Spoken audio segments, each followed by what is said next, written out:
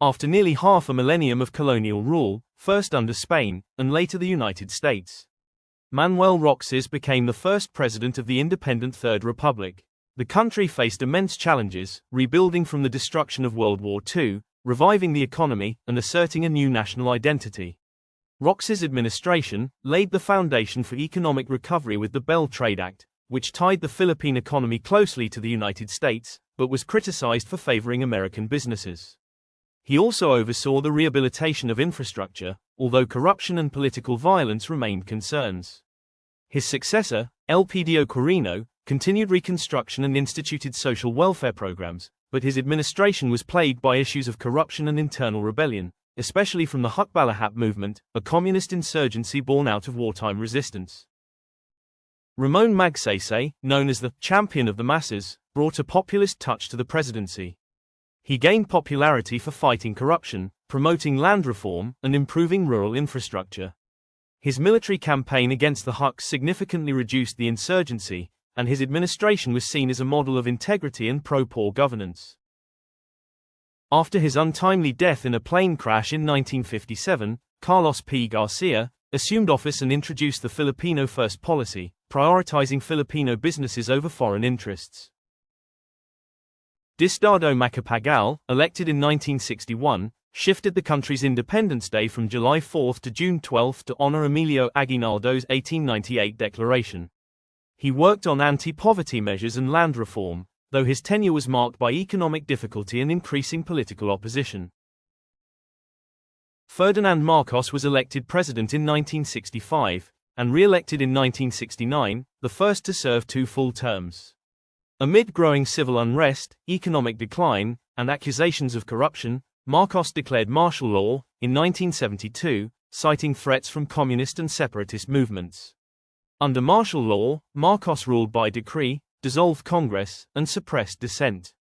While some infrastructure projects were completed, and foreign investments rose, the era was also characterized by massive human rights abuses, crony capitalism, and accumulation of wealth by the ruling family and their allies. Opposition grew, especially after the assassination of Benigno Ninoy Aquino Jr. in 1983.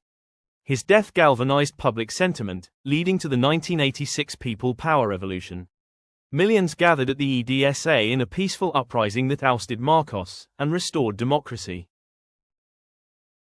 Corazon Aquino became president and worked to rebuild democratic institutions. A new constitution was ratified in 1987, establishing term limits and protections for civil liberties.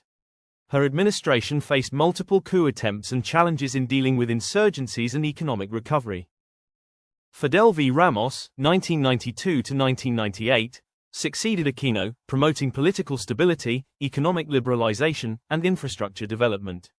His administration is often credited with ushering in a period of relative peace and growth. Joseph Estrada was elected in 1998 but was ousted in 2001 due to corruption scandals and rising public discontent. The second EDSA uprising, known as EDSA-DOS, installed his vice president, Gloria Macapagal-Arroyo, as president. Arroyo's presidency from 2001 to 2010 focused on economic reforms but was marred by corruption allegations and political crises. Despite this, the economy experienced growth and increased remittances from overseas Filipino workers, bolstered national income. Benigno Aquino III, 2010 to 2016, emphasized good governance, transparency, and the fight against corruption. His administration was praised for steady economic performance and international legal victory over China in the South China Sea arbitration case. Rodrigo Duterte, 2016 to 2022, implemented a controversial war on drugs that drew international criticism for human rights violations. Launched as a centerpiece of his administration, the anti-drug campaign focused on eradicating illegal narcotics and dismantling criminal networks. Thousands of suspected drug users and pushers were killed in police operations and vigilante-style attacks. Human rights groups accused the government of extrajudicial killings and a climate of impunity, while Duterte defended the campaign as necessary for national security and public safety.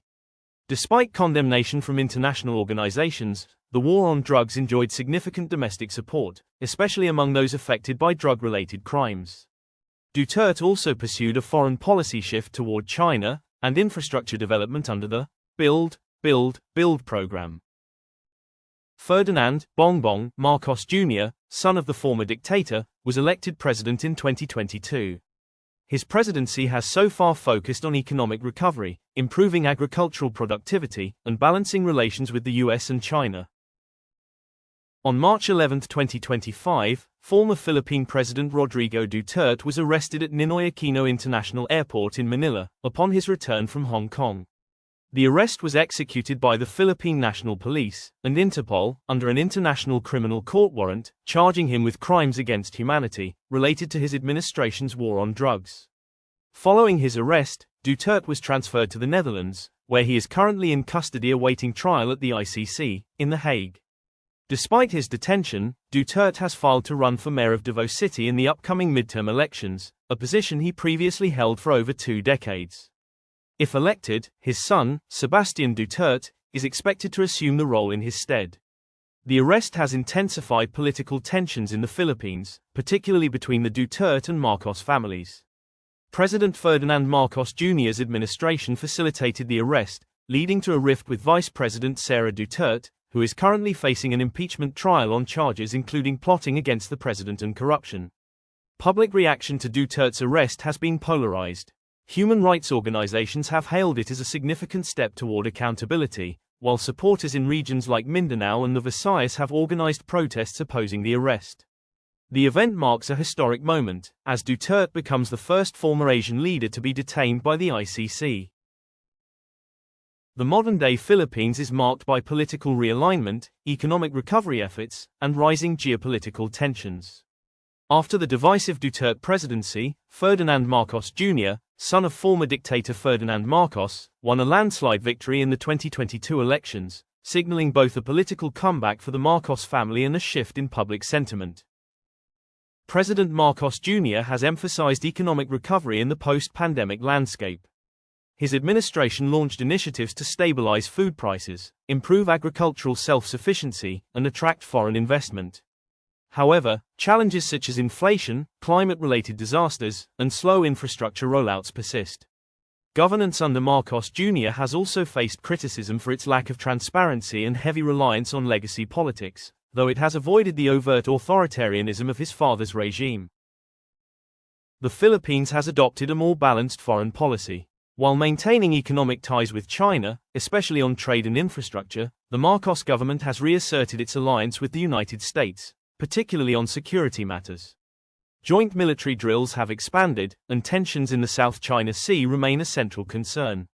The Philippines' stance is increasingly viewed as a strategic balancing act between two superpowers.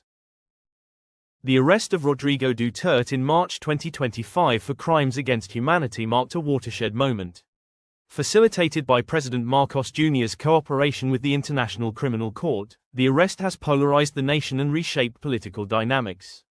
Human rights advocates have welcomed the move, while Duterte loyalists see it as political retribution.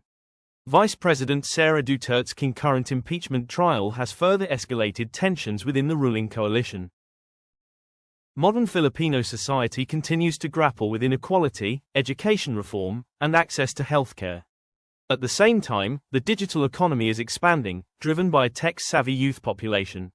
Overseas Filipino workers, OFWs, remain a key economic pillar through remittances, and cultural pride continues to grow through global recognition of Filipino talent in music, film, and sports. The Philippines remains highly vulnerable to climate change. Rising sea levels, stronger typhoons, and environmental degradation threaten millions. Recent administrations have acknowledged the urgency of climate resilience, but implementation of sustainable policies remains inconsistent and underfunded. Modern-day Manila, the capital of the Philippines and its most densely populated city, is a complex and dynamic metropolis at the heart of the nation's political, economic, and cultural life. As part of the larger national capital region, commonly known as Metro Manila, the city embodies the stark contrasts of contemporary urban Philippines, combining historical heritage with rapid modernization and wealth with deep-seated poverty. Manila continues to expand as a center of commerce, finance, and services. Major business districts like Makati, Bonifacio Global City, and Ortigas showcase high-rise buildings, luxury shopping centers, and multinational headquarters. However, the city also struggles with urban sprawl, outdated infrastructure, and traffic congestion that ranks among the worst in the world. The rise of the business process outsourcing industry has made Manila a global hub for IT and customer services, contributing significantly to the national GDP. Despite economic progress, Manila is home to stark inequalities. Gated communities and modern condominiums exist beside sprawling informal settlements. Millions live in overcrowded barangays, neighborhoods, with limited access to clean water, sanitation, and healthcare. Urban poverty remains a critical issue, exacerbated by rising living costs and limited affordable housing. Manila remains a vibrant cultural hub, blending Spanish colonial architecture, for example, intramuros, American-era institutions, and indigenous Filipino traditions. Museums, art galleries, music festivals, and street food markets reflect the city's diverse identity. It is also a political nerve center, with Malacanang Palace, the presidential residence, and the Philippine Congress located within Metro Manila. Efforts to improve public transport include the expansion of the metro rail transit and light rail transit systems, and a shift towards sustainable mobility. Nevertheless, flooding, poor air quality, and limited green spaces pose ongoing environmental challenges. The Pasig River, once a vital artery, remains heavily polluted despite rehabilitation attempts. Following the pandemic, Manila has seen a return to economic activity but continues to grapple with healthcare disparities, educational gaps, and mental health issues.